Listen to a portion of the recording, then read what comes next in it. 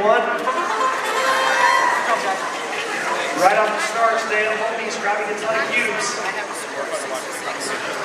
The Evo Empire scoring some cubes in the goal as well. They get one in. And it looks like Stan Homies is pushing some of those reds off the post. Each red off the post is a 5-point bonus for the Alliance, and Stan Homies gets all 3. The Evo Empire grabbing another cube, getting ready to score. As we get 35 seconds, you may now switch drivers. Evo Empire getting the bonus for this goal. 25 seconds, you must have switched. We get to 20 seconds left. Stan Homies with a huge score. As they're going to the other goal, they'll run up and score some more. Evo Empire looking like they're going for a partial part. And Stan Homies gets a ton of big cubes in that last goal. With 7 seconds left, we'll see if they can get another mark.